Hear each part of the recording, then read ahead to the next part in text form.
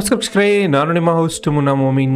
ಹೇಗಿದ್ದೀರಾ ನೀವು ವೀಕ್ಷಕರೇ? ರೈಲ್ವೆ ಇಲಾಖೆಯಿಂದ ಮತ್ತೊಂದು ನೇಮಕಾತಿ ಅಧಿಸೂಚನೆಯನ್ನು ಹೊರಡಿಸಿದ್ದಾರೆ. ಬನ್ನಿ ವಿಡಿಯೋನಲ್ಲಿ ಮಾಹಿತಿ ಪಡೆಯೋಣ. ವಿಡಿಯೋನ ಸ್ಕಿಪ್ ಮಾಡದೆ ಕೊನೆವರೆಗೂ ನೋಡಿ. ಇನ್ನೂವರೆಗೆ ನಮ್ಮ ಚಾನಲ್ಗೆ ಯಾರು ಸಬ್ಸ್ಕ್ರೈಬ್ ಮಾಡಿಲ್ಲ, ಮುಂದೆ ಬರುವ ಎಲ್ಲ ಸರ್ಕಾರಿ ಉದ್ಯೋಗ ಮಾಹಿತಿ ಪಡೆಯಲು ಈಗಲೇ ನಮ್ಮ ಚಾನಲ್ಗೆ ಸಬ್ಸ್ಕ್ರೈಬ್ ಆಗಿ.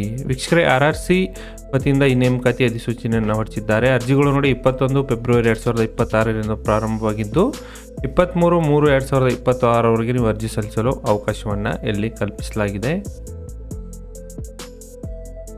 ಎಲಿಜಿಬಿಲಿಟಿ ಕ್ರೈಟೇರಿಯಾ ನೋಡೋದಾದರೆ ಇಲ್ಲಿ ನೀವು ನೋಡೋದಾದರೆ ಟೋಟಲ್ ವೇಕೆನ್ಸಿ ಬಂದುಬಿಟ್ಟು 5349 ಹುದ್ದೆಗಳಿಗೆ ಇಲ್ಲಿ ನೇಮಕಾತಿ ನಡೀತಾ ಇದೆ.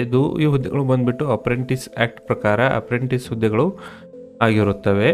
ವಯೋಮಿತಿ ನೋಡೋದಾದರೆ ಅಭ್ಯರ್ಥಿಗಳು ಕನಿಷ್ಠ 15 ವರ್ಷ ಮತ್ತು ಗರಿಷ್ಠ 24 ವರ್ಷದ ಒಳಗಿನ ಅಭ್ಯರ್ಥಿಗಳು ಅರ್ಜಿಗಳನ್ನು ಸಲ್ಲಿಸಬಹುದು. ಅದೇ ರೀತಿ SC ST ಅಭ್ಯರ್ಥಿಗಳಿಗೆ 5 ವರ್ಷ ವಯೋಮಿತಿ ಸಡಿಲಿಕೆ, OBC ವರ್ಗದವರಿಗೆ 3 ವರ್ಷ ವಯೋಮಿತಿ ಸಡಿಲಿಕೆ ಮತ್ತು ಅಂಗವಿಕಲ ಅಭ್ಯರ್ಥಿಗಳಿಗೆ 10 ವರ್ಷದ ವಯೋಮಿತಿ ಸಡಿಲಿಕೆಯನ್ನು ಇಲ್ಲಿ ಕೊಟ್ಟಿರ್ತಾರೆ.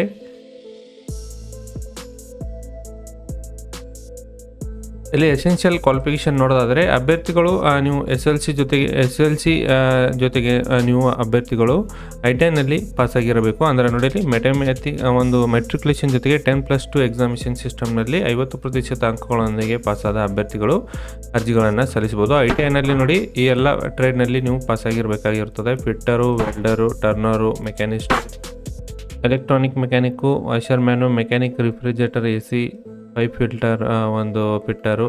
ಇಲ್ಲಿ ಡಿಸ್ಪ್ಲೇ ಮೇಲೆ ಕಾಣುತ್ತಿರುವ ಎಲ್ಲ ಒಂದು ITI ಅಂತ ಟ್ರೇಡ್ನಲ್ಲಿ ಪಾಸಾದವರು ಅರ್ಜಿಗಳನ್ನು ಸಲ್ಲಿಸ್ಬೋದು. ಅರ್ಜಿ ಸಲ್ಲಿಸಲು ನೋಡೋದಾದ್ರೆ ನೋಡಿ, ಅಭ್ಯರ್ಥಿಗಳು ಒಂದು ಜನರಲ್ OBC ಕ್ಯಾಟಗರಿಯಲ್ಲಿ ಅರ್ಜಿ ಸಲ್ಲಿಸೋರು ₹100 ಪಾವತಿ ಮಾಡಬೇಕಾಗುತ್ತೆ.